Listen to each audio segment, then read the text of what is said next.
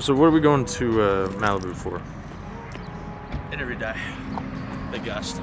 It's like me talking to my future self in a way, which I think is gonna be cool. At least that's what I envision. I be changing up the crib every quarter. I got tired of not living how I wanna. I'ma make this shit as big as I wanna. Yeah, I get lost on my way to the kitchen in the morning. Somewhere in the hills of Montana. Yeah, baby gotta heal from the traumas. Yeah, mailbox filled up with commas. I'ma make enough to disappear if you wanna. I ain't got no time to waste on a comma. I've been changing up the crib every quarter. I get lost on my way back from the kitchen. Cause I don't know which way I'm going in the Carter. Anyway, guys, really appreciate you taking the time. Obviously, Arlin, hospitality, it's just sweet. We were saying, like, Malibu blows us away. So the place I really want to start is really we'll kind of get into the background for both of you guys down the line. But start with, like, the present. Like, what you guys are most excited about right now. Arlin, first, I want to start with you. And then we'll kind of just go down for Yacine. Get an idea. Sure. Yeah. So actually, I'm really excited about the current moment, last 24 hours. Yacine just had hosted a founders dinner at Soho House. Actually, last night I went to Nobu before because I just forgot, and I walked into Nobu. I was like, I'm here for the event, and they looked at me. They're like, there's not an event, and I was like, did Yacine just screw me? But it was at Soho House, which is right next door. I walked in, met Yacine. It was a bunch of like 9-figure brand owners. Yacine plays in the big leagues. And yeah, we kind of quickly realized there was like a lot of synergy, a lot of things he can help me with, and I think a lot of things I can help him with. And so yeah, I'm excited for right now. I mean, I'm happy that you guys are here, that you guys flew out and made the leap to come out here and ready to jam. Yeah, man. I was super excited for this opportunity. I mean, had this one marked on my calendar for a long time. So you see, obviously, I had another great opportunity here to like get to pick your brain a little bit. Take us into your background a little bit, because I know like you're in the process of building your personal brand, but like especially right now. So you're in e-commerce. Kind of take me through how long you've been in e-commerce, and then what last night was all about.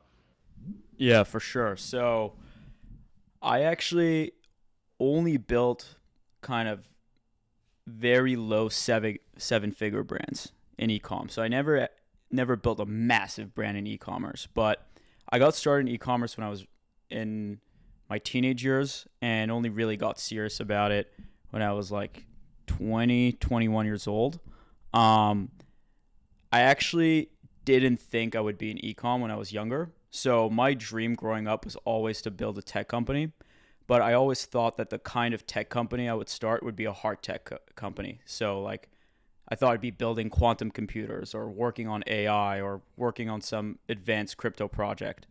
The way I ended up building a startup in the e-com space was when I was 20, 21 years old, one of my childhood best friends launched a iPhone case brand, and the only thing that was different about it was that they had Monopoly logos on the iPhone cases, and the way they sold it was via Instagram shoutouts. So they would go to these meme pages. My friend would go to these meme pages, basically pay the meme page owners a certain price and get people to basically get them to post about the cases, and then the ROI on it was insane. So for like $500, they'd get $20,000 worth of sales.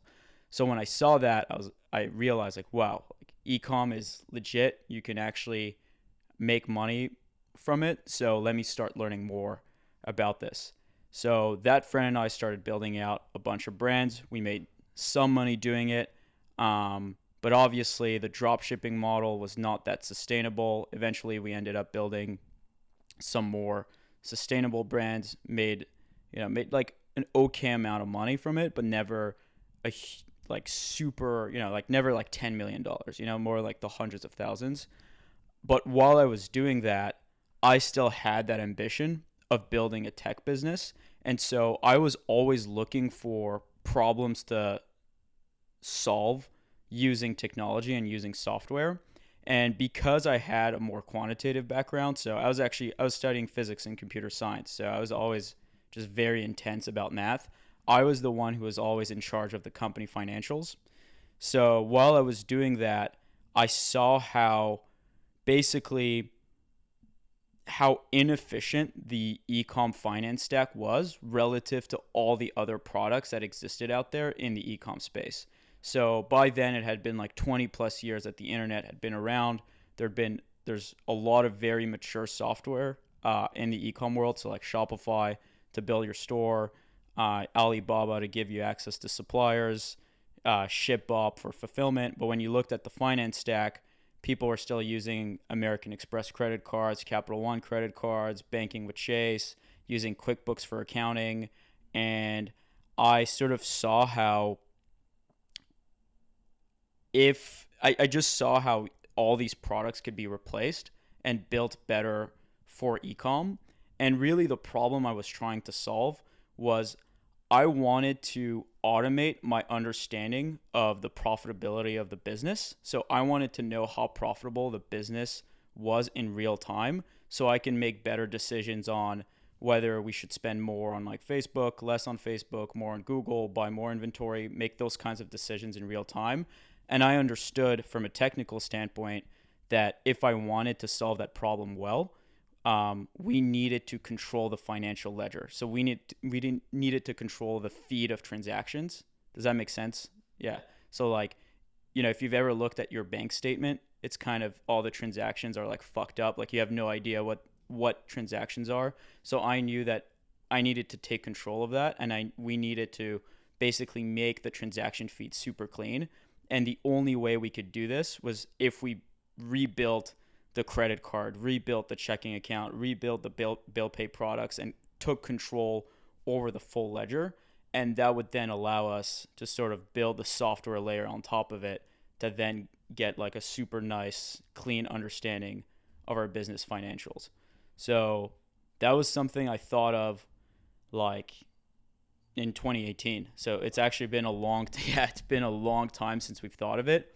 And we thought of this concept, and obviously it was a huge project, so we had to start somewhere.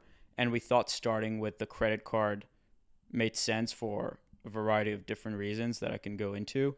And just like what I'm excited about now is we're finally at the stage where we've proven that the idea makes sense, it works. Like all these 8-9 figure brand owners want to use it, and we're now at the point where we're actually starting to build out the full vision and seeing through all these other products. And who is this product a good fit for? So you're talking about like these 8-9 figure brands. Is it 100% in the e-commerce space, like that your card is built for? Yeah, I'm listening to this. I'm like, why am I not using Parker? I'm like, this sounds really nice. Like, yeah, I think you could be using Parker too. Obviously, the way it was conceived of initially was more so for the use case of an e-com that has a ton of media spending, a ton of shipping spend, and cash flow is really important for them. So the way our card is different is we reinvented the way statements work. So if you think about the credit card that you use, right? Mm-hmm. So the way it works is you start spending March 1st, you stop spending March 30th. What's the last day of March? 31st, I think. So yeah, you stop spending March 31st. That's a statement, and then you have to pay it off a week after the end of the month, something like that. With our card, every day is its own statement, and you get net 30 to 60 day terms on every single day of transactions. So whatever you spend on March 1st is due May 1st. Whatever you spend on March 2nd is due May 2nd. So that makes it so that you're really getting 60 days to pay off, or 45 days, or however many days we give you on every single day of transactions. And that has huge benefits to your cash flow, because if you're like, think about it, right? If you're an e-com business that's making $1 million a month in sales and you have a 2x ROAS, that means you're spending $500,000 every single month on marketing, on Facebook, Google, TikTok. And so that means every month you have to make a $500,000 credit card payment. And so your cash balance gets nuked, and then you have to rebuild it every single month. Whereas with our card, at $500K a day, that's like 15, 16K. At $500K a month, that's like 15, 16K a day in spend. And so the payments you're making to us is just like $15,000 a day. And then you have sales to offset those payments. And it's just a way more efficient way to a lot spend. of daily payments. You're making a lot of daily payments, but they're very small, so your bank balance is never crashing. Right. Okay. Yeah. Yeah, I can understand how that could be useful to. Like I feel like a lot of entrepreneurs in the e-com space are very. I know I'm impulsive, and like when I make a lot of money, sometimes it just gets spent. So like at the end of the month, if I had that high level of expenses, I would be like, I would definitely, I'd be scared because I probably would have spent a lot already during the month on other things. Like to have the discipline for 30 days to keep enough in the account is something I can imagine. Yeah, is hard for a lot of e-commerce entrepreneurs. Yeah, it's definitely. I mean, it just helps with cash flow, and like we see a lot of the people starting the businesses, they're doing it to have a better lifestyle. So like, Exactly. keep your cash. Yeah. Like if you're making $600K a month, you probably bought a watch. You probably bought a car. You probably rented a house in the hills. Yeah, we definitely see those expenses on people's feed when we see their accounts. So see like Ferrari leases, Rolls Royce leases. I've seen like crazy Marketing trips to write-off. Mykonos. Yeah. Yeah. Okay. Now I want to kind of tie this back into like I know we want to go to the personal brand route here a little bit because like Arlin, you're an expert when it comes to personal brands. You've built Tribe, you've built the mindset behind it in my own eyes, like with Maxi, as far as like that attracting the right people into people's circles. Why is it so important for Yacine to have a positive personal brand into what he's building? Yeah, we were talking about this a little last night. I mean, Yacine, I mean, you might be able to elaborate on this even more, but I mean, you did Y Combinator, right? And you've just been in this like tech, like this startup space where a lot of entrepreneurs feel like having a brand can hurt you, and because like investors might not invest in your company if they see what you're doing on the weekends. But I don't know. I don't think that's necessarily true. I think there's a lot of entrepreneurs that have incredible personal brands and have raised a lot of money. I look at like Jordan Greenfield, Cass and War, the guys at Hubi.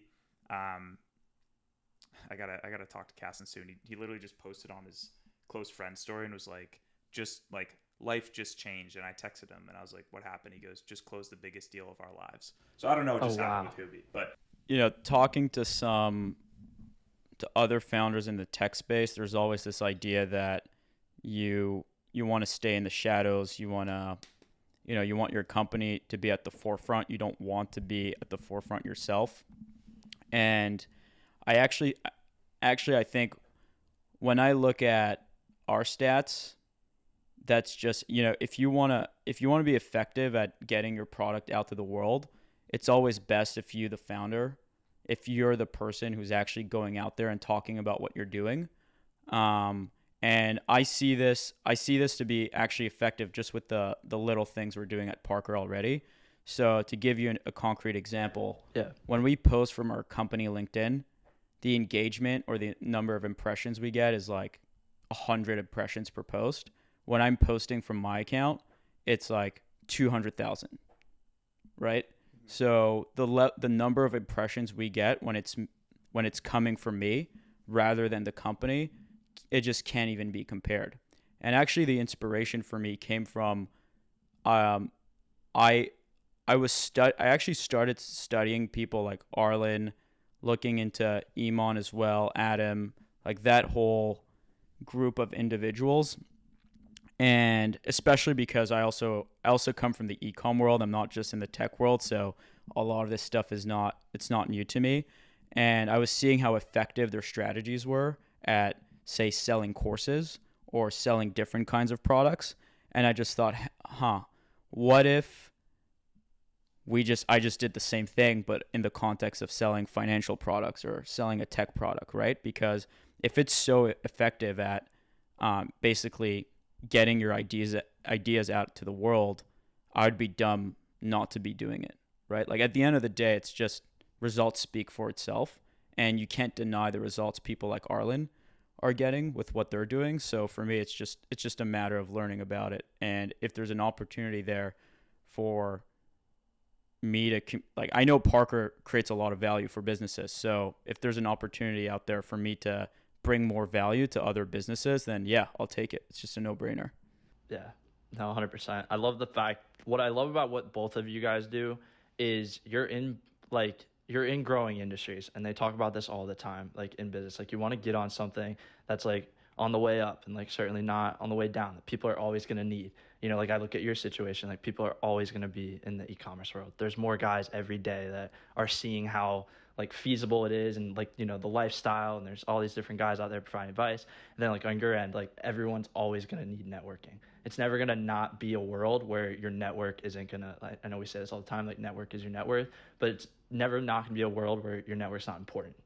And so it's like, it's very cool to just kind of, and how each thing kind of works in with each other. Like at the end of the day, like we all, even when I do, I love the fact that I get to be in front of business owners and innovative minds constantly, as long as I'm bringing value to them. So yeah, I think that was a super cool kind of route you went with that. Now, where I kind of want to, we were getting there a little bit, you know, like the life of like a startup founder, but also, you know, like growing a brand, and, you know, like saying like you don't want to show your face necessarily. I would like, what is give me, and I want to hear your perspective first, when you were first starting out. So you were on YouTube, you know, 7 years ago, starting YouTube. Now, like, how quickly did it become a business? Like, how quickly did you say like the entrepreneurial triggers start kind of firing for you within that? So, I think it's important to just give a brief background on how I got to deciding to do YouTube. Yeah.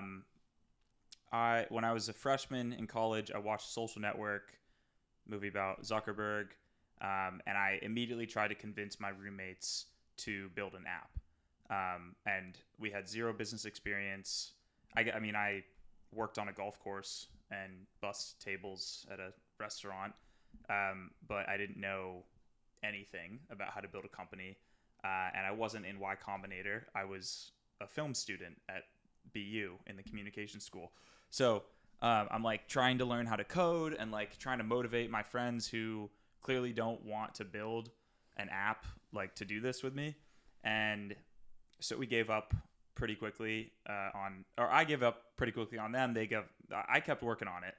As I was building my app, I was also building my social media management company, because this is when Ty Lopez really kind of started launching, like, here's how you start getting clients for your agency. Then I also started to create a course on how to become an influencer, even though I wasn't an influencer. Oh, cool. This is stupid. This is, right? this is like interesting. Yeah. What gave you just to backtrack a little bit, why did I think I could do that? How to be an influencer? I don't know. I don't know. I just had I was 18 because this is pre 7 years of vlogs. And, yeah, like, exactly. Putting, like, I had no experience. I don't know why Okay. I thought this was a good idea. And then I also tried to start a Shopify store. So I spent maybe like I probably spent like $700 or $800 on like getting my Shopify store set up and like trying to get some Facebook ads running for my store. My store was called Boat Essentials. Yeah, I was gonna ask what your product was. It was called Boat Essentials, and my idea was like, when you go on a boat, there's like essentials. You know, you need like sunscreen. You don't need sunscreen. I don't think that now. But you need, you might need those like not floaties, but like one of those things you blow up and you sit on it when you like dock your boat. Mm-hmm. You need snorkel goggles. You need So I like put like 10 products on the store. Bought Facebook ads, didn't know what I was doing at all, and I didn't make any money. So I didn't make any money my freshman year, and I had zero success for like a year in e-commerce and online business and the course space. Yeah. I was just hitting my head on the wall. And was this going at it like pretty much every day? Yeah. I was so motivated. I also went on LinkedIn and I connected to like 500 people on LinkedIn, and I had entrepreneur in my bio, and I was like, I'm the founder of all these companies and like all these like non-real entities that are just, I don't even know. But so then I was also working on the app. I got a business partner for the app, and he was at a different school.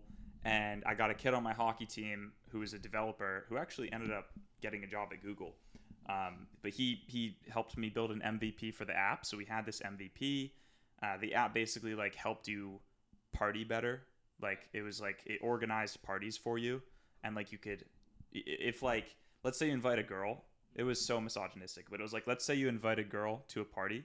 The way the app worked was like if she wanted to invite her friends, she could say like, okay, I want to invite Sarah and Lily and Jacqueline, and then she like sends the host of the party an invite, and you can like swipe left or right if her friends can come. That's awesome. Yeah, that was my idea. Wow. Because I mean, 18-year-old guy is like, Yeah. we can't Let everyone in. First of all, you have and that's just girls, right? Like, what if a girl wants to bring 3 dudes? Like, you can't do that. The ratio is off. Left. Exactly. So, so that was the concept, and he built a version of it. And God, I don't even know what I was doing for like equity, like contracts. I had no legal team whatsoever. There's a lot more stories in there I've dived into of just nonsense that I was doing when I first started. Yeah. But anyway, so then after a year of just pounding my head on the wall, but honestly, like I actually thought that I was doing something right. Yeah. At the time, looking back, I'm like I was doing nothing right, except I was trying. I get chills hearing this because like we were just kind of speaking on like it wasn't that long ago. Yeah. So then I started watching a lot more YouTube in the summertime before my sophomore year, and I noticed that this like daily vlogging thing was becoming a trend. Casey Neistat was in New York City filming his life in the streets of New York on his like his hoverboard or whatever it's called. And then there was this girl that went to my school, Gretchen, who was doing vlogs at Boston University where I went. And one day I was in the dining hall and I overheard her talking to her friend about how she was like stressed about paying for her tuition. And I was like, tuition at Boston University is $75,000 a year. I'm like, you're 19 and you're making that much. You're paying for your own tuition. I was like, maybe I should get on this YouTube thing. So I did like a little more research. I found one other vlogger at USC. His name's Justin Escalona, who's a good friend of mine now. And Justin, I noticed as well, was like crushing it. Like he was making enough money to buy himself a BMW. He would post a YouTube video with the thumbnail, like the caption was like, or the title was like, I made $1,000 in an hour. And to me back then, I was like, like I was getting paid. The world I was in was like, I was a caddy on a golf course. That's how I made money. And I would get like $50 for like a 6-hour round carrying some lady's bag. So I'm like, $1,000 in an hour, like pressing a few buttons on your keyboard and like making videos. Like I want to do that. And he had a merch company. Cool. So I saw kind of his model and I saw what this girl Gretchen was doing in Casey Neistat. And I was also already really good with a camera. And I had been making videos for a long time. I knew how to use iMovie. So I bought Final Cut Pro and I just started making videos every single day. And you asked like how long it took to get profitable, to turn it into a business. I knew it was going to be a business, but I also knew that I couldn't sell anything unless I had influence with my audience. And at this point was what you were going to sell, the merch?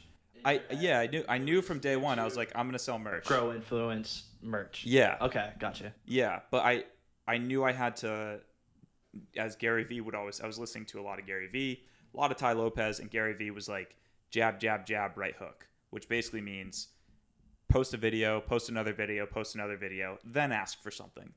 So I was like, okay, I got to do that.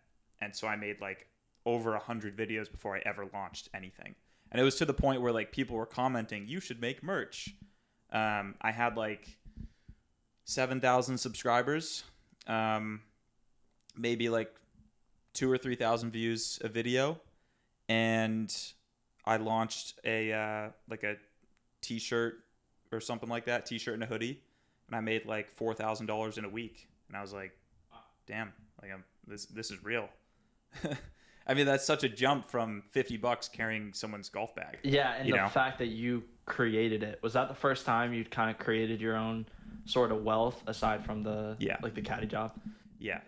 I mean, I think we like I had sold something online my freshman year. I think I sold like one of the courses, and it was like $27. So I don't even know who bought it. Like someone bought my How to Be an Influencer course. Gotcha. And then I also had like maybe one client. Yeah, I had one client for. I actually still to this day have like guilt about this. This lady in my town. I don't even remember how I met her. I think I was just following the Ty Lopez like outreach strategies. Anyway, I met this lady who was an author for her. She wrote a book about her like struggling mom who had dementia, and I told her that I could like make her book famous or something like that with Facebook ads. And so like I charged her like, I don't know, $500 or something like that to run her Facebook ads, and I don't think I generated like any sales for her, and I felt so bad. But anyway, she was like a client. You know, I got one client, and I made one sale for my course, and then I made some money. Like something finally worked, and I kept making videos. More and more value grew the channel, and pretty soon the drops were doing like $50,000-$60,000 rev, like 30 profit. And did you have a direction at this point, or was it mostly just the goal of the vlogs you were putting out? Was it just show the lifestyle? Like, was that really what you were trying to target, like a realistic point of view from somebody who's in college? Yeah, cool. Yeah, pretty much. Yeah. And I experimented a lot. You know, I was always trying to figure out kind of which style video would be the best for my the way I tell stories. Yeah. Cool. Yeah, no, I like that. And priority wise, when people are in this, there's a lot of people out there, obviously, you know, that are making content. They want to take this jump. Maybe they want to do something similar. Like, are you prioritizing what how much does audience feedback play into what you were actually deciding to put out? We were talking about this last night where when you're making the decision to like build a brand, you need to first think about who are you looking to actually build a following of. You know, guys who join Tribe Accelerator, I'm like, what is your Instagram for? Is it solely for like networking and business? Do you want to get a girlfriend? Do you want to hook up with a bunch of girls? Like I don't judge. People have different places they're at in life, but the way, like, whoever you're trying to attract, you know, for me in college, I knew very clearly I want to attract basically like the 15-year-old version of myself, 15, 16, 17-year-old version of myself, kid in high school struggling with anxiety, who basically needs like a good role model in life, and who also wants a little bit of entertainment. And that was who I had in mind whenever I was talking to the camera. I was kind of like visualizing like 15-year-old Arlin. I don't recommend that for everyone. I'm just saying it's important to have a specific audience, and then as you make more and more content, you kind of see, okay, am I attracting this type of person? And once you find someone who really does match the type of audience you're looking for, I think it's better to listen to like a few people who are your exact target than to listen to all the random comments from random people. You know, this is why we were talking about influencers who have millions of followers who have no pull. It's because they go for like a vast they go for a vast demographic, which is like plugging people with making them laugh and giving them dopamine spikes. Right. Whereas what I'm looking to do is think about, okay, what's a very specific archetype of a person that I want to influence, and how can I make a piece of content that's so tailored to them it feels like I'm talking to them one-on-one. Mm-hmm.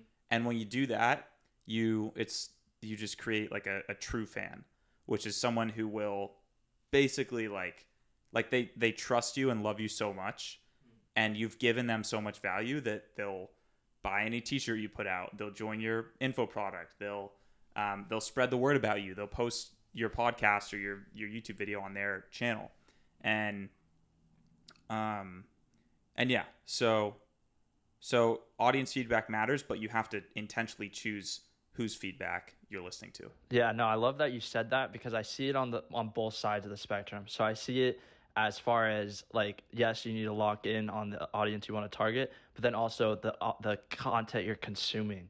Like, I am big on this, like focusing on like 1 or 2 or 3 people in your specific niche that are exactly where you want to go. And yes, there's other value out there, but be disciplined enough to just lock in and find those 3 people. I think that, like, personally made the biggest change for me. So I could totally see how, like, on the content end, focusing on like, okay, who do I want to be that guy for? Who's just going to buy into me and kind of what I want to do. Now for you, Yacine, who have you kind of, obviously, a startup's just it's no joke. You don't just like wake up one day and, get a bunch of funding to fund what you want to do. Who are those people for you? Who have you kind of, as you've been coming up in your entrepreneurial journey, that you look to, and like kind of what did you pull away from them? Yeah, I would say that even though you'll find mentors, the way you actually get successful at least in the tech world, but I think it's generally true in business, is actually by having your own different insights. And so because of that, there's actually only so much you can get out of mentorship. So that's a bit of a contrarian view I have on getting mentors. I think that operationally speaking, there's universalities and there's a lot you can learn once you figured out your idea or how to do things differently. But personally for me, I think I was very lucky to be a part of Y Combinator when I was really young. And I was even luckier that when I was in Y Combinator, there were actually founders of companies that were already worth multiple billions of dollars that were doing YC a second time in my group. And I was able to befriend some of those guys while I was there.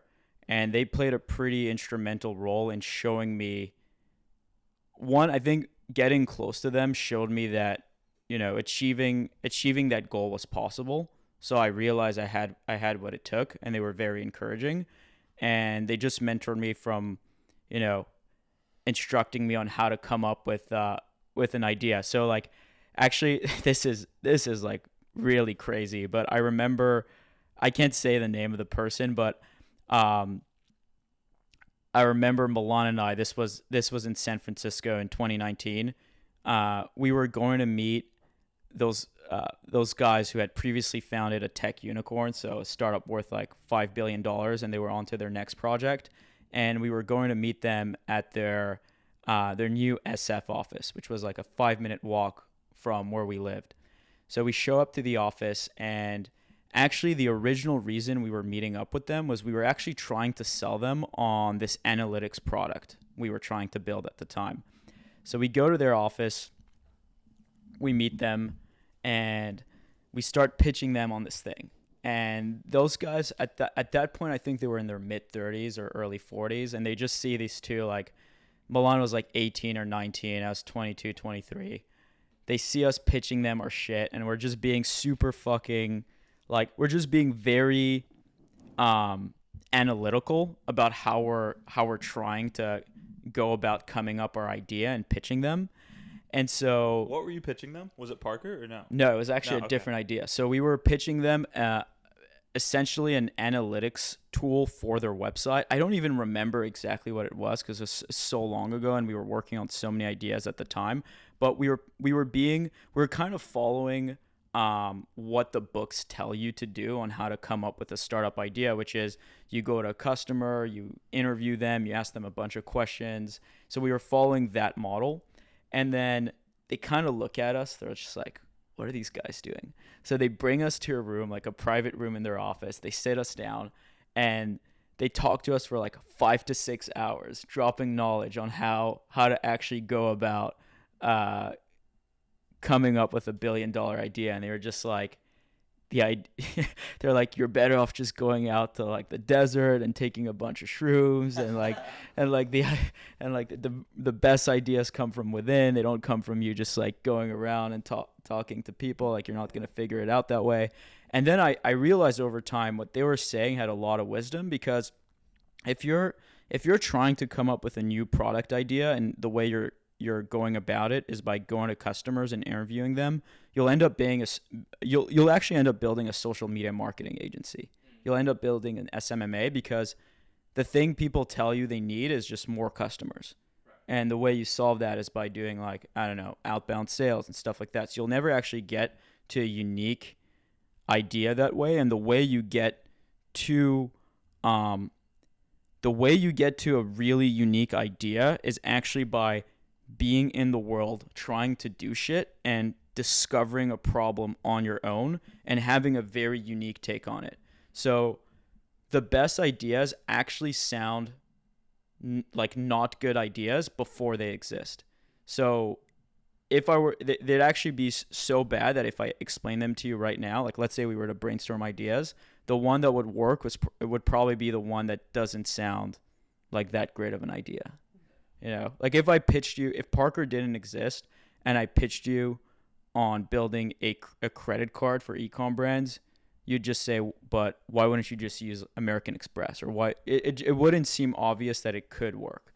So a lot of the best ideas are kind of like that. I 100% agree. Yeah. I'll echo that. I think I said this on a podcast recently. If you think about when you're just the idea of coming up with ideas, the first thought that you have is probably a thought influenced by what most people are conditioned by. And that's dependent on like what you consume on a daily basis, from the TikTok algorithm to driving your car down the street and seeing advertisements for things, to things on Netflix. Like if you say, what business are you going to start? The first thought is SMMA, Shopify store, app, coaching business. But that's what everyone else thinks. That's what the 99% think, and that's why the 99% are poor. 100%. And actually, I would even say that's probably not the 99%. That's the 99% of entrepreneurs, but the 99% are like, go to school, get a job. You know, and it actually might even be shifting. Like online business is becoming a lot more mainstream. But as Yacine is saying, if you want a truly good idea, it's probably going to hit you on a shroom trip or meditating a lot, and you just get this thing that just comes from within. And then, it's going to be weird. It's probably no one's ever really heard of it, and you've certainly never had the idea before. It's like a new thing that just kind of is new, and it's new and weird. I've never really said this before, but the first time I thought of Parker was after actually came to me 30 seconds after waking up, where I just it just appeared to me in my mind. I was like, oh, that would solve my problem. This is how I would go about solving it. Divine intuition. Yeah, it was something like that. It wasn't. And that was, you were 24? No, so I was 22 or 23. The crazy story is we applied to Y Combinator with what Parker is today. And at that time, we were convinced that it was a bad idea. And so we actually trashed it. And we came back to that idea in 2020 because we had seen things play out in the market and had realized that actually the original idea we had, which was the idea that I had after like basically a dream, was the one we should work on. Yeah. What about the market told you that? It actually had nothing to do with the market. It was just about my own experience. So there was nothing in the market. I mean, now, yes, I have data to support the market thesis. You know, obviously the way I think about it is, you know, if I explain it to you rationally in terms of the market, it's if you think about the market for financial products, some of the most valuable companies are the corporate card companies, so American Express and Capital One. And if you think about the startup ecosystem today around corporate cards and expense management and that whole category, we actually don't think of ourselves as that, but just generally speaking, you have Brex and Ramp in the market in the United States that are both close to Deca unicorns. So both either are worth, I think Brex is worth like 12 billion and Ramp is worth 8 billion. And they're both mostly targeted at startups, but just, generally speaking are like not specific to any vertical. But the largest internet business category is basically e-com, and yet there's no corporate card out there that's specifically tailored for e-com.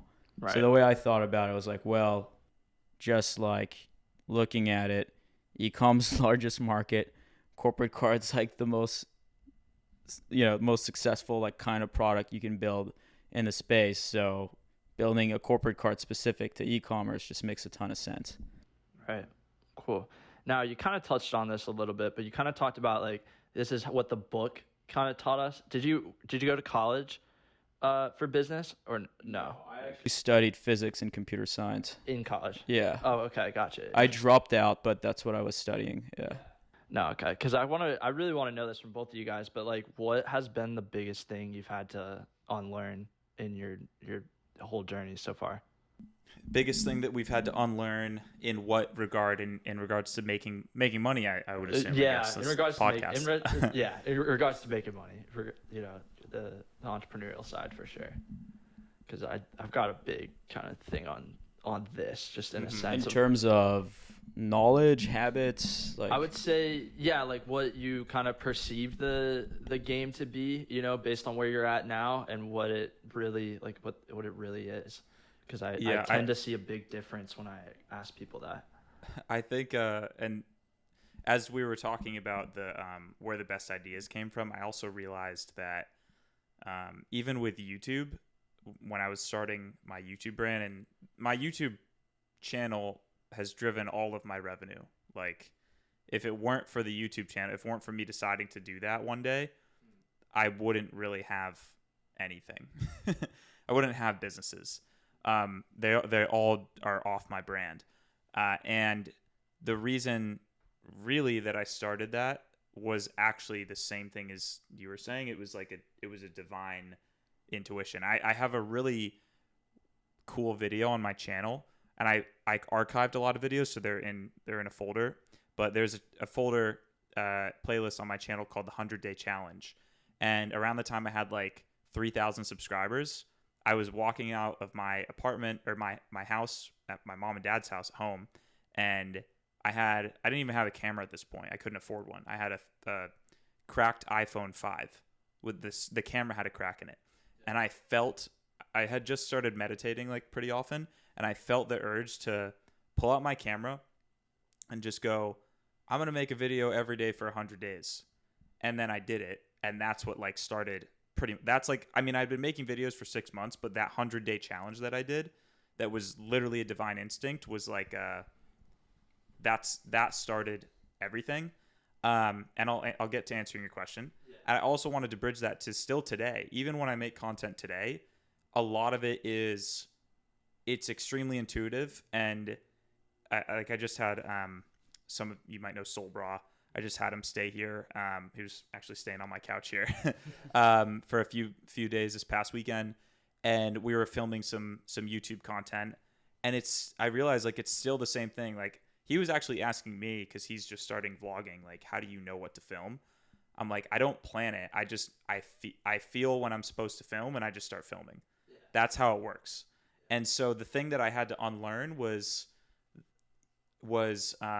listening to. Because this is kind of where I think I started off on the wrong foot, was like I was trying to do what Mark Zuckerberg was doing. Yeah. And then I was trying to do what Tai Lopez told me to do. Mm-hmm. And then I was trying to do what there was this kid in my school that like was supposedly like a great entrepreneur and like had made $1 million in high school or something, which was probably total bullshit. But like he sat me down one day and like, my friend was like, you got to talk to this guy, Sam. Like, he's a real entrepreneur, and tell him about your app.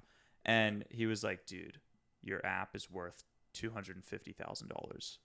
And like, he would like wanted to like partner with me and all this stuff. So I shouldn't listen to him either. It's basically you listen to your own instinct and intuition, and you follow that over what what's popular and what other people tell you should do. Yeah, no, 100%, 100%. Because like you guys just said, like, don't do what 99%. One more thing I'll say too is, and this is something I mean, I haven't perfected, but it's also not necessarily doing the thing that makes logical sense financially and doing something because it could make you money quickly, or doing something like, even some of the things I do now in my business, I'm like, I actually feel like, and I was talking to you about this the other day, like I feel like there's a part of my business that I should actually focus a lot more on, even though the other part that I'm currently putting a lot of my time on is making me a lot of money. I actually think the other part, even though it's making me less money right now, is a lot more lucrative, and I just have an intuition that I need to go in that direction. So it's listening more to your intuition rather than what other people are saying, and also what might make logical sense. Mm-hmm. Yeah, no, and it's cool, especially how you noted that process doesn't stop. Mm-hmm. So like even at the level you're at now, like you're still thinking, okay, like I kind of feel like I should do this, and then you won't know the exact result till 2 years from now, who knows. And I want to get into Hoobie because I think that whole story of how that came together is pretty cool. But yeah, kind of just relaying that question over to you. What's been the biggest thing you've had to unlearn as far as where you're at now? Yeah, I'll get to that in a second, but just to add on to what you were saying, it's the best things you'll come up with, someone who's extremely intelligent and an expert in your space will actually disagree with what you're doing.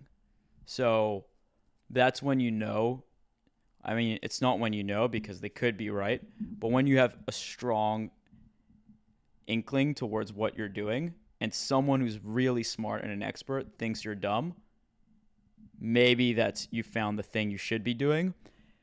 But I want to be careful saying this because it takes a certain level of experience to get to the point where you can do that, because I'll say this and then someone will come up with some like dumbass idea and think it's good, but but in my own experience, actually the crazy story with Parker was I was told to switch ideas in 2021. I was told to stop working on Parker 2 weeks before I got a term sheet for a $5 million seed round. So literally 2 weeks before raising $5 million for Parker, one of the partners at Y Combinator told me, hey, you're not going to be able to raise money for this idea. 2 weeks before, right? So this is You sent him a letter after? No, but this is as credible as a source as you can have, right? This is someone who's an expert in the fundraising game telling me, hey, you're not experienced enough as a founder. It's unlikely that you're going to be able to raise money for a capital-intensive business, so a business that requires a lot of money to build. And yet 2 weeks later, we got a term sheet, right? So that was actually an example of a time where I had been in the space for long enough where I was like, yo, like this idea, I know this is going to work. I've been doing this for enough years now. I know it's going to work. I spoke to an expert. The expert disagreed with me.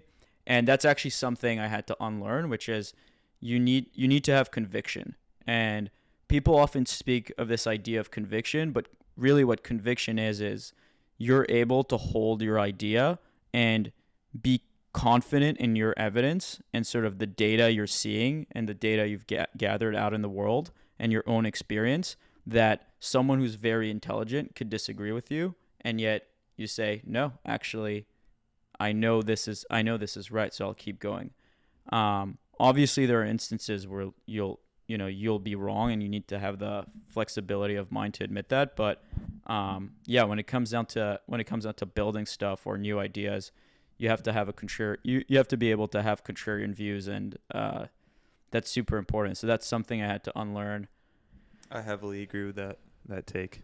Yeah. Definitely. Yeah. What else did I have to unlearn? I mean, dude, there's so much of the training you have in school that you just have to unlearn for sure. Especially around I think there's a great quote that says it goes something like, good artists copy and great artists steal. It's like that's so true. Like Yeah, dive into that a little bit because I think I know where you're going with that, but I like that saying a lot. Yeah, I mean, sometimes people have an obsession with being, and this is actually what's interesting is when you're actually playing the game of life rather than just trying to follow what you've been told to do. The game of life is full of paradoxes. So on the one hand, you have to be creative, but on the other hand, you have to know how to take other people's ideas.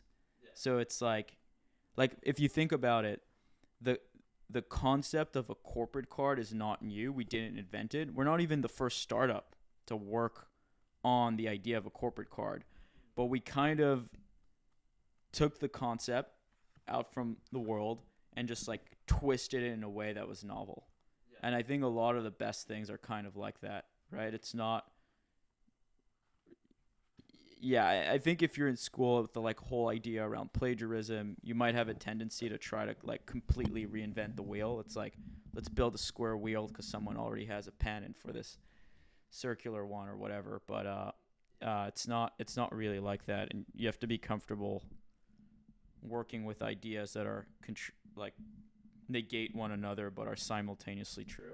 Yeah, it's actually crazy. When I was writing out kind of the plan for this podcast, and I knew I wanted to definitely touch on like I guess college, because that was where like I had to do a lot of my unlearning, because like you just said, I majored in entrepreneurship. So we're going through, and they're like supposed to be teaching you how to like, run your own venture, but at the same time they're just showing you how to run these other ventures that have already worked for other people. And like, we were in this program where it was like you had an on-campus business, but all my ideas, they said, never made sense for on-campus business. And I was like, well, I'm not going to host a bake shop like you're telling all these guys to host a freaking candy store and like put up T-shirts and sell like a consignment shop. Like I was like, that's not. So they teach you like the 9-to-5 way of like building a business. And I had actually written in my notes, they don't teach you that there's $100 million brands being built from your couch. And like they don't teach you how like you can scale without having 10 employees making $40,000 a year. You can hire the help for a lot cheaper. You can find the resources, network the resource for a lot cheaper. So it's just funny. And then you came in, like had this, like we always say, it's not a coincidence, but like writing that down and then seeing like your startup and hearing more about that was like super cool, because it's kind of like that. Like you dropped out of school and now you're doing exactly that. Yeah. So I want to dive into, obviously networking is so huge. And I think you guys wouldn't be where you're at if you didn't do that effectively. So for you, Arlin, it's like we were talking about earlier a little bit, it's the 22-year-old or the 18 to 25-year-old that just wants to get out of his hometown, like wants to start being around the right people, but didn't go to college. What's his next move? Like, what's your first move? And you want this life, so you want to surround yourself with high value people, but you didn't take the route of going to college where you're supposed to be kind of around those people. What can you do right now to start positioning yourself around those people?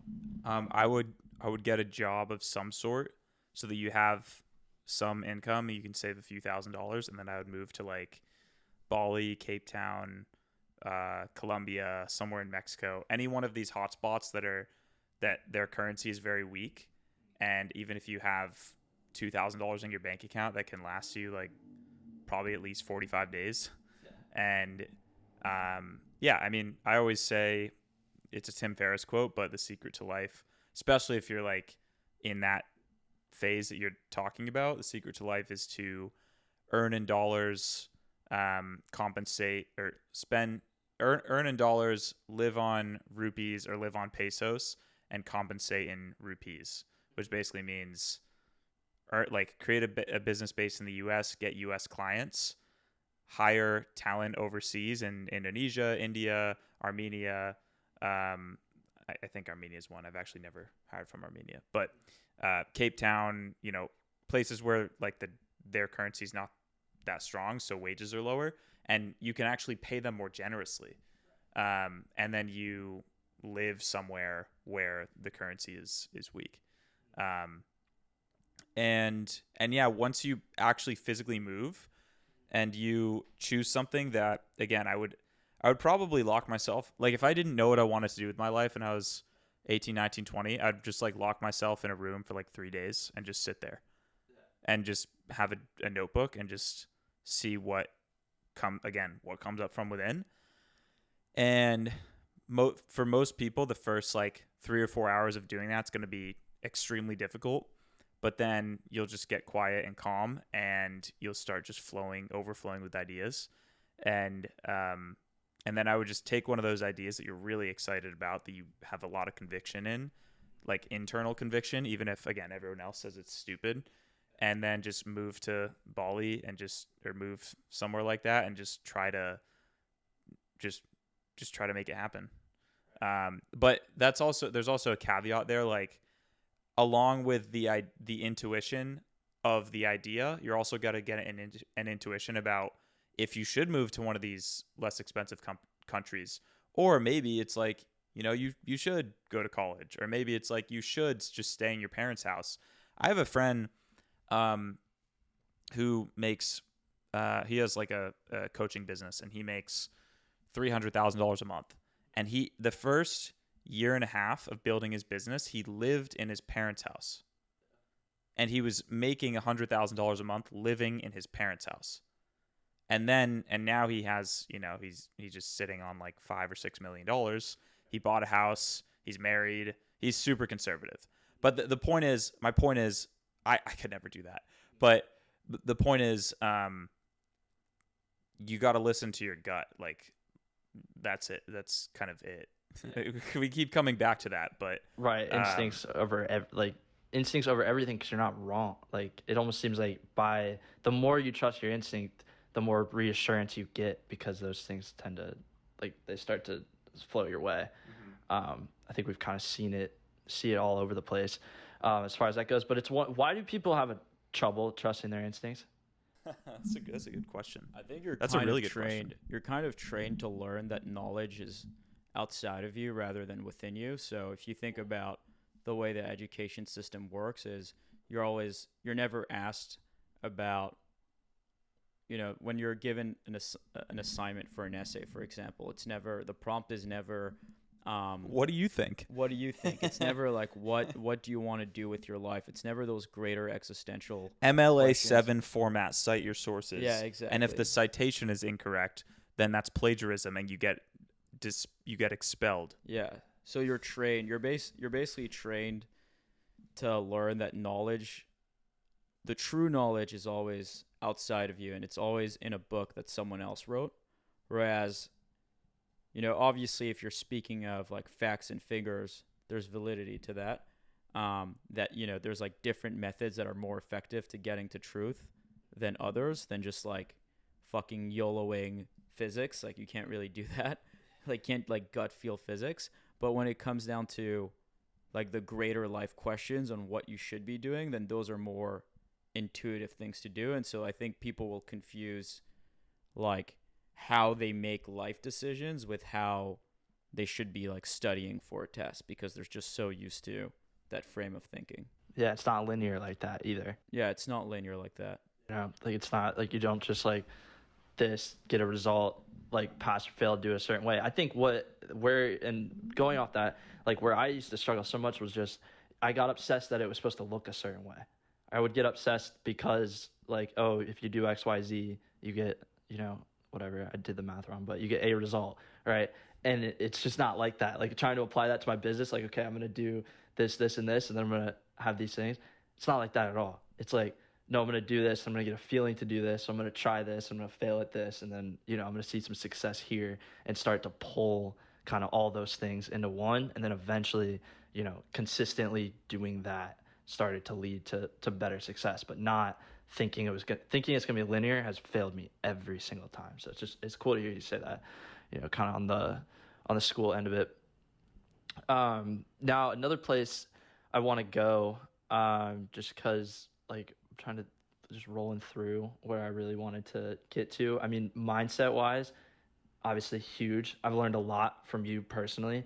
Just, when I found you, it was like, I'd watched these guys, Imans of the world, like the same people everyone goes through. I've watched Iman for a long time, and he was, I guess, the one I say I related the most with, but not even 100%. And I don't know how anyone could 100% relate to him like that. But when I found you, it was like, it was finally that reassurance of like, okay, it's okay to think like this. It's okay to think, like on your own and trust your intuition, because when I'm doing that at such a young age, I started my like venture at 18.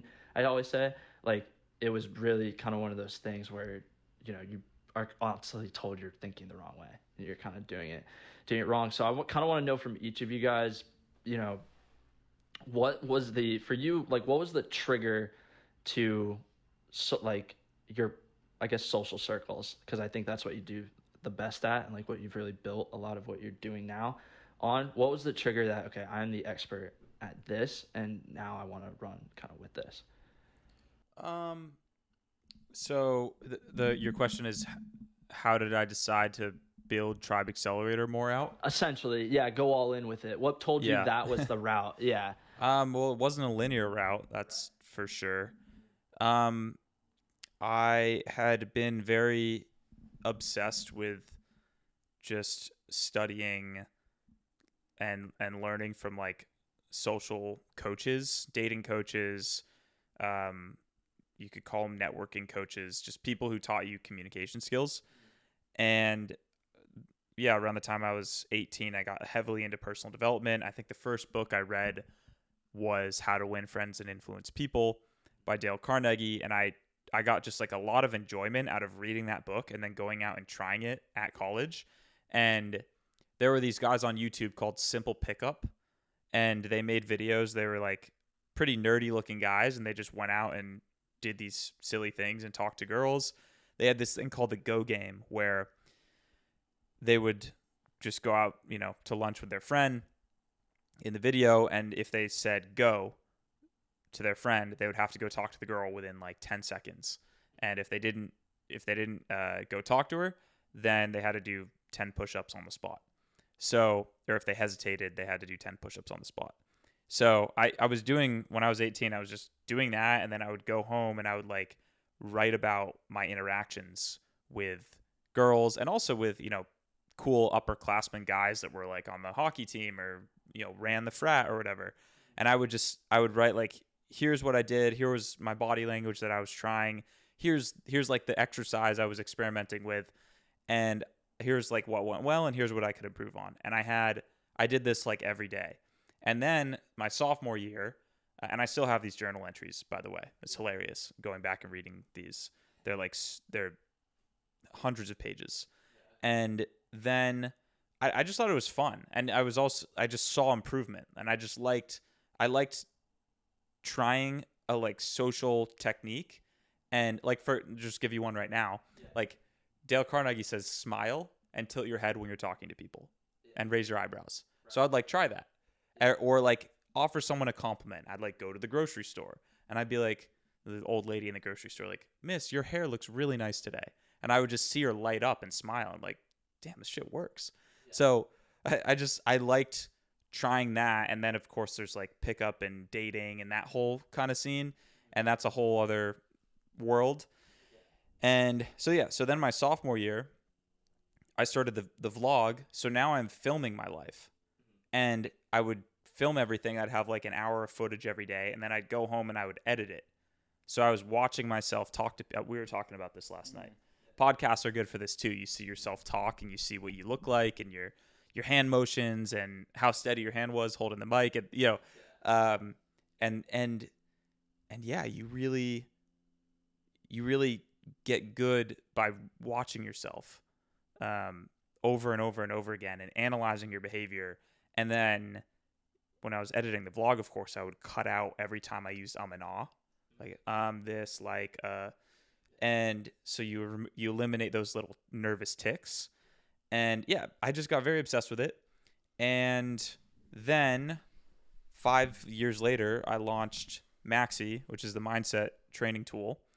And a few months after I launched Maxi, I had a mentor who told me I needed to launch a coaching offer because Maxi is a lower ticket product. And he said, if you have something high ticket, people can pay you to talk to you a couple times a week.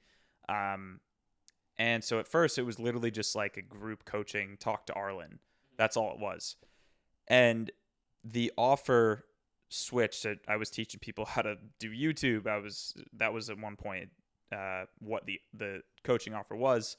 And then eventually I just realized I'm obsessed with helping guys specifically to improve their social skills, their dating skills, their lifestyle in general, and their relationships. And I'm obsessed with this. And so I just went full on into that and made Tribe.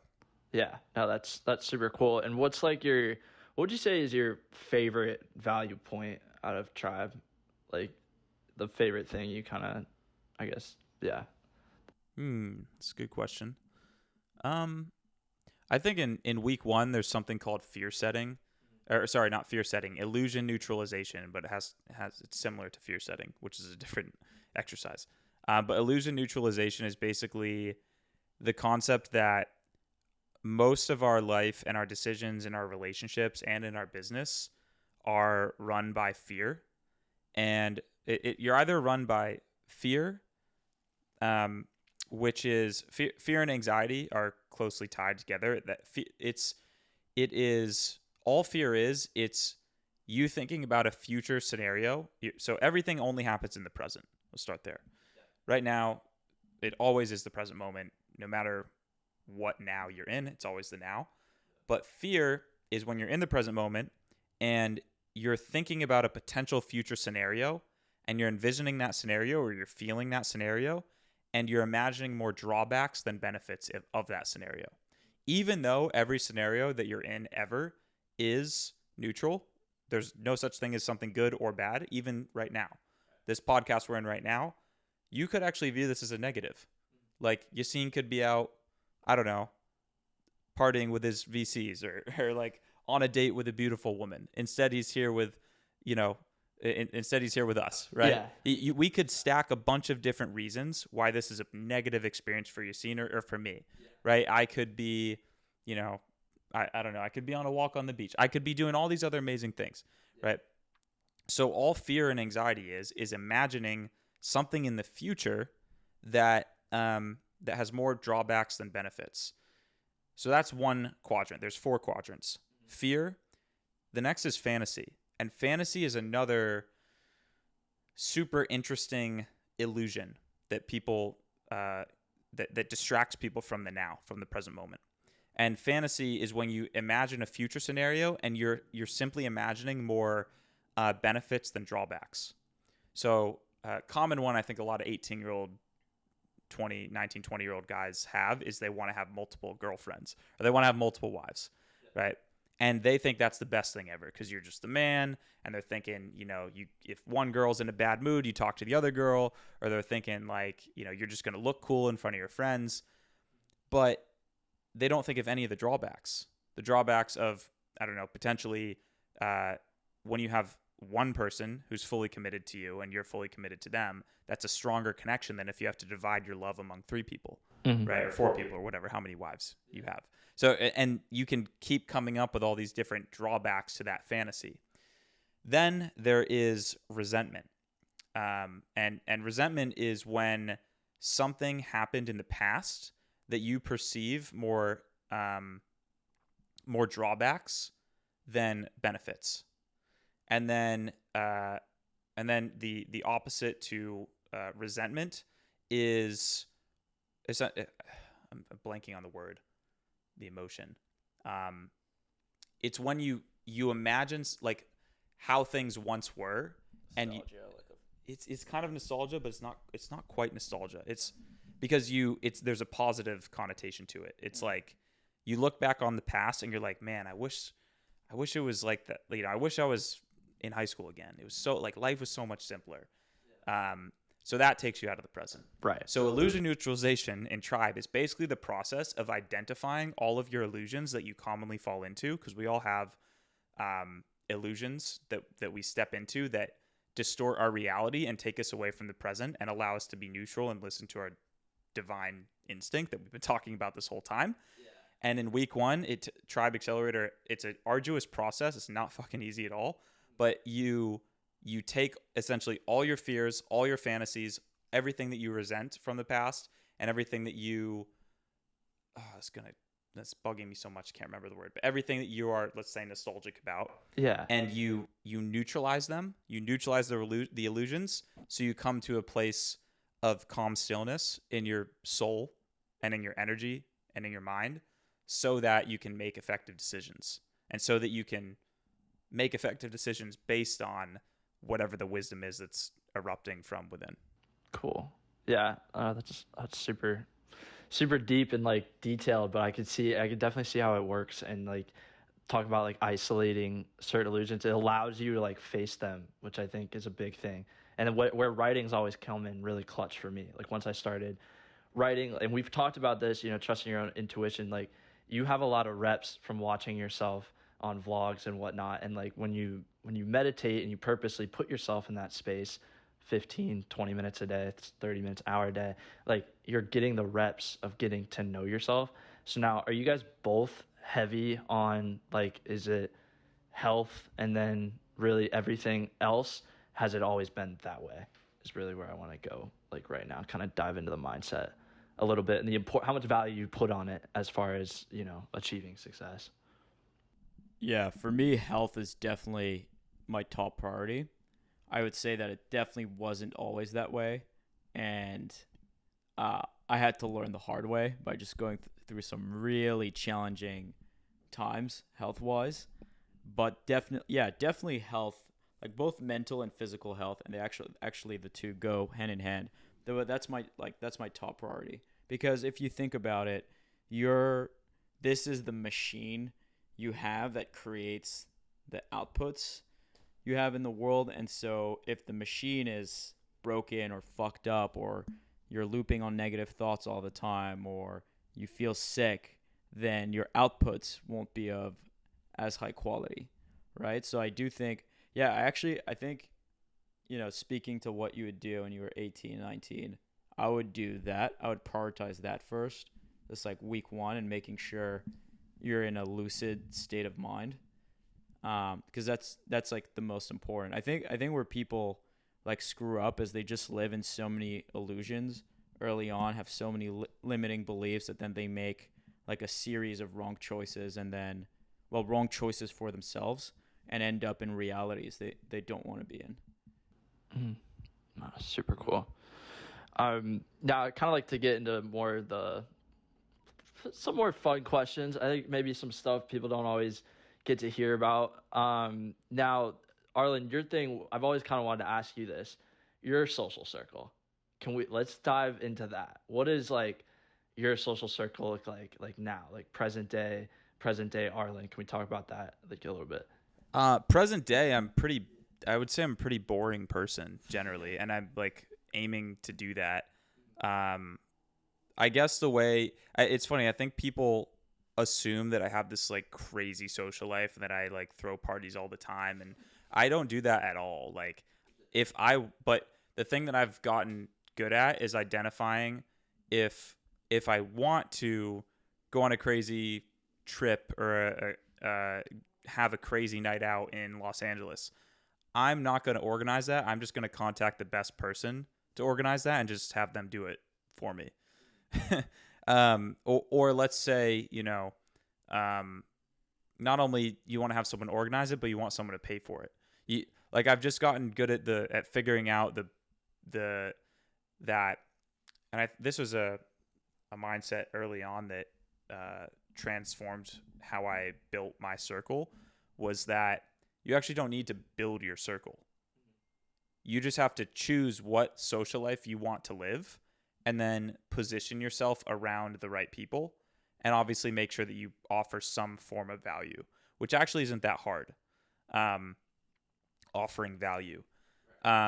So I'll give just an example. Could be being funny. Yeah, 100%. I want to dive into that. Like, it could be just, some people may hear that and think like, oh, I gotta start like some sort of business, or be like, because I want to be around like entrepreneurial people. Like, no, it's more like the personality, and like maybe you could be the guy that is 100% authentic with everything he does. That provides a lot of value to me. I mean, David will tell you firsthand, like our circle is very like that. A lot of people who just love being themselves, and we all do like a lot of different things.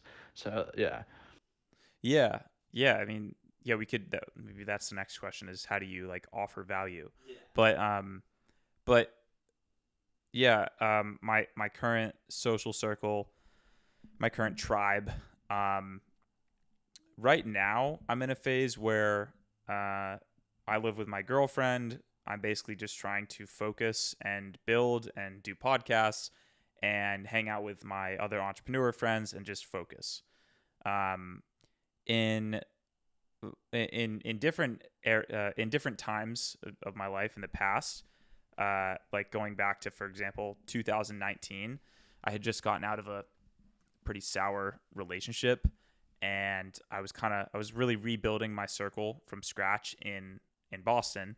I went to school in Boston, but then I moved away. I got in this bad relationship, and then I moved back, but I had graduated and I didn't have the same circle at all. So I knew I wanted friends that liked to build, that liked to, you know, they like to build in the sense of like they're building a business, YouTube channel. It didn't really matter. Build something. They're motivated outside the normal 9 to 5 thinking. Yeah. And I also wanted them to want to have fun and actually not to travel a lot, because I was also I really wanted to like stay in Boston and just get my roots back and make videos again and build up my business. Mm-hmm. So I defined that that's what I was looking for.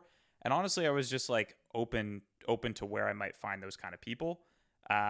And I was introduced to this guy, Jordan Greenfield, who had a podcast I was starting a podcast at the time, and he had a podcast studio in the like co-working space that he was building his startup in. Yeah. And Jordan is the founder of Hubi. And my friend connected me to Jordan, invited me over there, and I met him, recorded my podcast, and then he like invited me out that weekend to a club in Boston, and I went out with him. It was like him, his co-founder Casson, Jordan's girlfriend Bianca, and like 13 girls, and that just became a thing. It was like they just kept inviting me out all the time in Boston, and they would pay for my Uber home, and they wouldn't let me like pay. And I was like, this is crazy. Like, like they're showing me so much hospitality. Now, at the time, the part of the value I was offering them was like I had built up a pretty good sized brand. You know, I'd had 100,000 plus YouTube subscribers, and in Boston, that's super rare. Like we're in Los Angeles right now. You know, it's not rare, but Boston's super rare. So they had a business, Hubi, like centered around influencers. So they wanted to provide value to me. And yeah, I guess I just realized like, okay, this is exactly like at some point I just realized this is exactly what I wanted. I wanted friends who like to go out a lot, who didn't actually travel a lot, who are also building a business, and they organized and took care of my social life for me. I didn't have to plan anything because they planned it. And that's how I look at it still today. If I look on Instagram and I see guys crushing it in Colombia, I'm not going to like, you know, text a bunch of friends and like try to build this whole thing from scratch. I'm going to think, okay, who already has been to Colombia, that goes to Colombia often, that already has that whole entire setup figured out, or who's done it before. And I'm going to go with that person, and they're going to organize it. I don't want to have to every time be like a travel planner and start stuff from scratch. You know, I want to, it's kind of like in business, you don't hire someone, you don't like within your business, you don't have to necessarily like learn every single role and be the best at every single role. You just hire someone who's already good at it. Yeah. You just choose to be like, hey, you're hired. And then they're better. They're like 100x better than you at it than you ever will be. Yeah. So that's what my social circle is now, what it's been in the past, and my mindset when it comes to building it. Yeah, no, that's awesome. And now, what about you, Yacine, especially coming up, you know, with what you've been doing? How's your social circle really changed from, you know, obviously you're deep in startup mode now, but even before then? I think over time I've gotten better at just surrounding myself with people who are aligned on the same values and goals. I think obviously when you're younger, it's hard to, like when you're a teenager, your first circle of friends is mostly by happenstance. It's kind of like you're in a classroom together, so you're homies. But over time, I've gotten better at just, I think the way I just do it is I set an intention for what kinds of people I want to surround myself by, and then my brain will like automatically This is true. This is like basically I was like coming out of a year-long relationship, and I was like, okay, like I want to expand my social circle. And then I talked to one of my best friends, Tim, in Florida, and he was like, you should look up this guy Arlin. He specializes in that. So then I reached out to Arlin. He's like, hey, I have this thing called Tribe. It's like, oh, cool. This guy is doing something I'm interested in. Let me make friends with him. And then I was like, oh, there's Adam too. Let me make friends with Adam. And it's just like, and then for like tech startups, it's like, oh, let me join YC. There's a bunch of startup founders there. So let me make friends with them. And it's just like setting the intention. And then it's just weird. Like your brain will automatically look for those opportunities, but I don't like, I set the intention and that's about it. But I don't like have like I don't have like a Google Doc where I'm like writing down. Of course not. I'm like super strategic about it. But I do think the providing value thing is really important, because I never really focused on networking. So I was never someone who thought, hey, let me go go to these like networking events.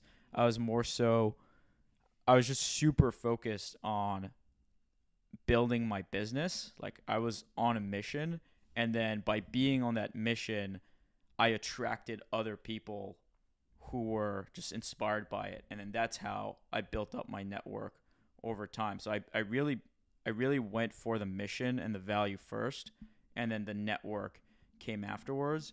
However, I would say in the last 3 to 4 months, my attitude has shifted a little bit, where now I am more intentional about the people I surround myself with, because I'm trying to just not only be surrounded by people in business, but people who are like, Arlin is also in business, but in a different way, and like, in the more like influencer coaching world.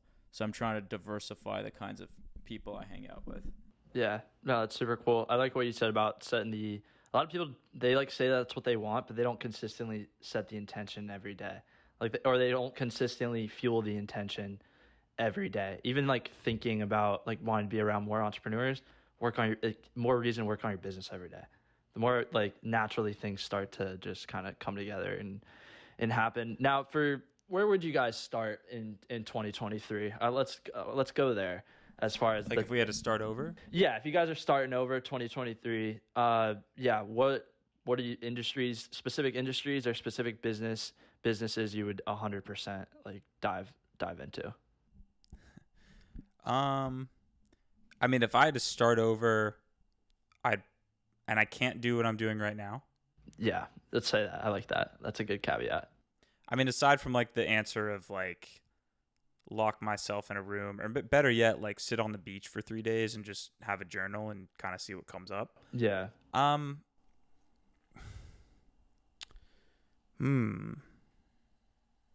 You have an answer?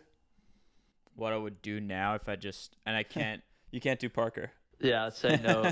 No, Parker. Parker actually didn't end up working. I think it's a tough question to ask, because if we were to really answer, we'd probably both do something similar. Like yeah. And it kind of does follow that line of like whatever you say now wouldn't even be like the best idea. There's not like a hot industry or like a must-do business. Like, yeah. Do you mean like advice to young people, or do you mean just like what I'd be looking into? I would say, okay, yeah, that's a good route. Okay, so you are someone. I mean, yeah, I would say you are someone who's trying to figure that out. Like, you need some sort of point in the right direction. What could they be? What kind of questions could they be asking themselves?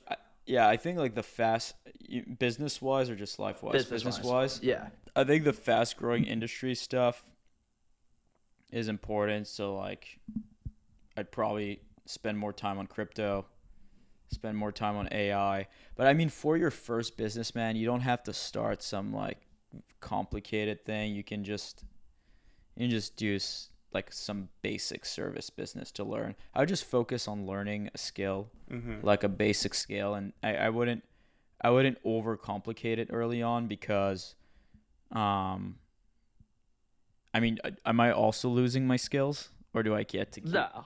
Okay, if I still have the skills and network I have now, I can raise money for another tech company within the next week. So I'd probably just do that and like.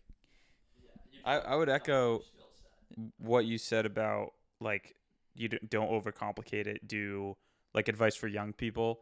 I actually don't even think it really matters if your first 3 or 4 businesses fail, or if you make 10,000 a month or 20,000 a month, because you just learn super basic things.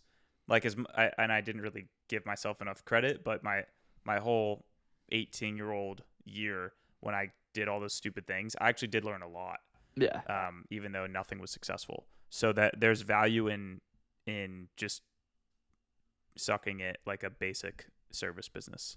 Yeah, no, there's so much. Yeah, there's literally so much. There's so much value in trying though. Like it morphs into, like it really does start to take shape. Like the more, like you guys said. Yeah, maybe starting you can start an SMMA, and maybe if the SMMA doesn't work out, you'll figure out some other thing, or you can do like a horrible business model like drop shipping, and that you can learn from, like it just. I think it just doesn't. I think you just have to do something. Like you have to build a skill. Industry, yeah. Don't worry about what the opportunity is. Just skills. Just build skills. Don't worry about the outcome. Don't worry about the outcome being the dollar. Worry about are you building any tangible skills, and are you actually trying hard? And I think this is, and you mentioned the word mindset a few times, but I think there's your first few years trying things are like you have to work, like you should work really fucking hard, and even if none of it's working, and just like keep trying. It's super basic, but I also think some people are soft. Yeah. I think some people are really soft. And I mentioned this actually. I don't normally do one-on-one clients, but I have one one-on-one client that I agreed to do. And I was telling him, I sent him my workout with my trainer Lou, and he was like blown away at like how hard I pushed myself in the workouts. And I'm like, yeah, like if you can't push yourself in a workout, how are you gonna like push yourself when you're sucking at business to continue going? Yeah. And so I think that taught him a little lesson. And then another part of that was when I had Solbra here.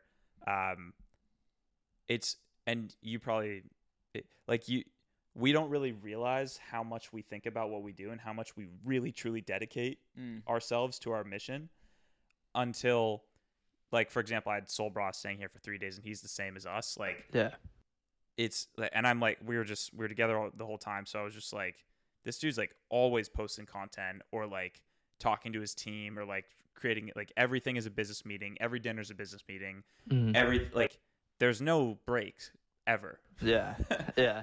There are some breaks, of course. Maybe you go on a date or maybe you watch a movie. But honestly, even if I'm honest, like I rarely watch movies unless like the movie has a purpose to it. Yeah. Like I don't own a TV. I don't either. I haven't owned a TV in years. But I think the core principle is you need to keep going. You need to learn a lot. But just, for sure, early on, people give up too early. So, I didn't see, and this isn't a good thing, but I didn't really see success until I was like 25, 26. Mm-hmm. So, I wasn't in the position where it's like I started at 18? Like 18, 19. Yeah. So, I wasn't in the position where I was like, I was 19, and then by the time I was 22, I was like a millionaire, on paper, I was at 23, but I wasn't like in a very successful position, like in a very good position until I was like 25, 26, like very recently. So, yeah, you just got to keep going no matter what. And I think what's dangerous is when you look at other people who could be doing better than you are. Maybe people could be doing better than you are and they're younger than you. Yeah. Like, you can't let that stuff demoralize you. So you just have to be like, yeah, I'm on my own path and this is what I'm doing. Yeah. Industries, I would just start a very simple, like if I were starting from scratch, I would just start a very simple, easy to understand business just to learn. So I would probably do like some service-based business where you learn some kind of like high-value skill. So it could be like I'm gonna do outbound, for startups, and you'll just like email some tech companies and be like, hey, I want to do outbound for you, or SMMA, or hit up people like Arlin and say, hey, can I intern for you? I don't know, it just doesn't. It just Don't hit doesn't me up fit. and ask me Yeah, to yeah, intern. yeah. Actually, interns are a lot of work to like. Anyway, Don't hit me up either. Dude, it's crazy. You guys talking about like people are soft, right? Like nobody wants to work for free. Nobody wants to work commission only. Nobody wants to, they don't want to go. They don't think because what they see on the internet every day, 100,000 hours a day. They think like, oh, these guys just woke up and made it. Like I love bringing up the Nelk boys because I always say like it took them 10 years. Jesse was at his thing last night. Jesse. So badass. I actually looked at your story on Instagram and I saw Jesse's car on your story and I was like, oh shit, was he hanging out with that guy? That's really cool. A lot of respect for what he's doing. Talk about rebuilding. Yeah, he has a really cool studio now, Sunday Studios, where they help. I mean, we're gonna work with them. I think they help a bunch of influencers, other brands. So it's definitely really cool to see. Bro, I highly doubt he's gonna like watch this podcast all the way through. But I ran into him in the parking lot last night, and I was talking to him about what he does in Hoobie, and literally the whole time I was looking at him, I just couldn't get out of my head his like I can never wear white skit. Yes. Do you know what I'm talking about? No. Oh yeah, I guess when you're just I remember this too. When you're starting out, you're just like, how do I make money? Like you think money is just this very scarce, impossible thing to be making, but you just just go with what you feel like you're interested in, But obviously pick stuff in fast-growing industries. Yeah. I think that's like dude, honestly, even if it's not a fast-growing industry, you can probably start a fucking lawn mowing business, and if you know how to scale it, you can be very successful doing that, Like I know people who are in like the most random industries who are doing well, but I think like having a good fundamental understanding of business, like profitability, things like that, is important. Yeah, finding stuff you like, getting around it, and then one thing I've been seeing is like doing the actual work and then seeing what problems people need to be solved. Like I've been just having this conversation with my parents the other day. I'm like, I realized like I'm addicted to problem solving. So I've bounced around a few different ideas, finally landed on like one niche and like kind of one service, really in the sales sector. And it was like, it's because I'm addicted to like solving problems. I love talking to founders and seeing like, okay, they see like this issue. I automatically think, what are the many ways, or who can I connect them with that can probably solve that issue? Yeah, I want to elaborate on what I'm saying. I'm saying a lot of this with a lot of context that maybe people listening to this don't have, but the fundamentals are important. So I think what's important is that you start with some kind of idea of what you're going to do, and that you stay very active talking to people and making sure that you're solving a real problem. And I think that what helps too is if there's some kind of congruency between the problem you're solving and you as an individual. So the reason I'm saying this is because I remember at some point my brothers were working on a fucking like booty workout. Like they were making like an info product it was literally a booty workout. And I just remember thinking, like, going to them and being like, dude, like, guys, why are you working on this? This has no, like, you're not women, you don't understand booty workouts. Like, I think they had seen someone make a lot of money. Were they making the videos, or did they hire a girl to? I don't even know. I think it was like some PDF they were building. I think. Oh, got it. Okay. They had heard that someone else was making a lot of money doing that. And then they thought, oh, we'll do the same thing and make money doing it too. Like they heard someone was making $50K a month profit doing it. And that's where I think people go wrong, is when there's a lack of congruency between their interests and their skills and like what they're actually doing as a business. I don't know if you've seen that too. Yeah. And I think like money and fame are are like demonic spirits to like follow. Mm-hmm. like those are outcomes of if you actually follow your actual interests and skills. But if you are like, ooh, booty workout, 50K a month, Right. ooh, like that's like demon possession. Like you're just being fooled. 100%. Yeah. Yeah, that's funny. Or like drop shipping, rich. Yeah, exactly. Yeah. Yeah, it's a false. You're like idolizing the wrong part of what this is about, which, like, actually funny enough too, and it's so obvious when you look at people who've actually sold companies. What do they do after? They start another company. They don't need to work anymore ever. Like when you sell Parker, he's not gonna stop working. He's just gonna build something else. Like it's not about the money. Like it's just not like. So don't start trying to build a booty workout program. Yeah, don't have that like that. Obviously, 100%. Don't have that like be the end goal. They talk about it all the time. Like the journey's the best part, whatever. Like you hear that constantly. But every important person I've ever, and I say important lightly, but like every like successful person I've met, they're 100% some of the most authentic people I've ever met in my life. And I'm like, it's not a coincidence. So anytime like I even think to myself like doubting it or like going different route, like no, dude, like stay. This is why. Like you stay 100% like that for a long period of time, and it naturally you start getting around people who start to kind of tell you recognize that. Now as far as like I always like asking this question because I hear Jay Shetty ask it all the time, but like I want to know like the greatest piece of advice you've ever received, but then also the worst piece of advice you've ever received, and we'll just relate it to both of you guys. I think greatest piece of advice would be, I don't know. I guess it's just like echoed over and over and over again, but it's some form of the communication of like some form of language that's communicating to you to follow God and or get in tune with the present moment and or meditate and or just like learn how to sit with yourself in a room and not talk to anyone for at least an hour a day. You were talking about your friend who meditates like 6 hours a day or something like that. Right? Yeah, so people always talk about monk mode. My co-founder Milan is actually on. Oh, that's your monk co-founder. mode. Yeah. Oh, wow. My co-founder is on monk mode, where his lifestyle is meditation, exercise, and Parker. Mm-hmm. That is his lifestyle. So he is on literal monk mode right now, and has been since we started the company together.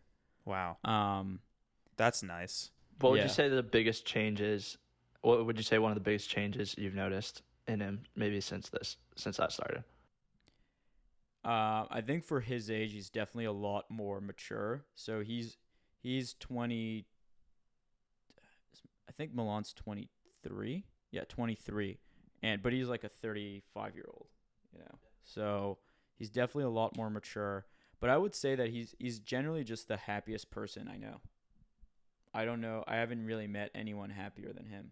So when you say he meditates 6 hours a day, does he do like lotus position and just like does he do like 3 hour, 3 hour, 3 hour? Or 3 hour, 3 hour, or like so 1 1? He wakes up at around 4:30 in the morning.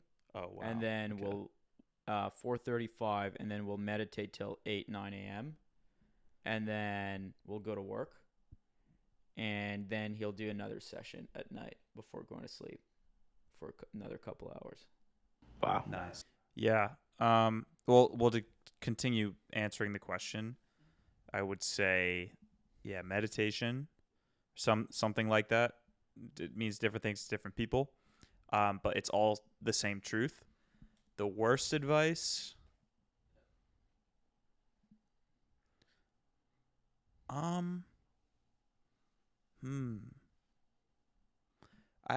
I could argue that it's this is what's coming to mind right now. I don't know if I'll agree with this later. I might not. Yeah. But it's to make a business because it has potential to make you money. That might sound stupid. But to me, that's the least important part, is like how much okay, not necessarily how much money it makes you, but it can make you this money to afford you this lifestyle that you want. I don't even know if I agree with that. There's something in there that I'm just thinking about. Are you talking about like the advice that like you can use or like that I feel like I know where you're going, because it's more the societal, like, okay, you starting a business means freedom and means plenty of money, and like you doing that on your own is like gonna create all this like massive success like for you by being a business owner. The context it's coming from in my head is like I had a mentor that I don't think had the best intentions. Okay. And he was like telling me I should start this specific business, but I actually don't think it was, and it made me a lot of money. You know exactly what I'm talking about. But I actually don't think it was the smartest thing to do. Like I actually think if I have any regrets, it might be that I pursued that instead of pursuing what I thought was the better idea. Right. So again, coming back to that, like not all like 100% following your intuition. That's super cool. And just on that, like I feel like we've referenced like the meditating so much, and the only reason I want to bring that again as such a like importance, because there's so many people that are so hesitant to like get into that, like be with themselves, is like you can't be the highest version. At least my interpretation is you really can't be the highest version of yourself unless you've spent the time to get to know who that person is. If that makes sense. And like that's why like these habits are so important, and I'm glad we keep, like, you guys just have really normalized it on this show. Like it's normal to get to know yourself, sit in that room for silence, and like be consistent with it. What about you? Worst advice you've ever received? I mean, what makes advice bad is if I guess what the only, I'm not sure there's really like good or bad advice. I guess what makes a bad advice is if it goes against your intuition. So you listen to what someone else has to say that goes against what you really think. So you go against your you have like a gut feeling that you should go in one direction, but you'll go in a different one because you're putting the person who's giving you that advice on a pedestal. So you think they're better than you because, you know, they have more money or they have more fame or whatever. And so you're giving more weight to what they have to say than what you truly think is right. So I guess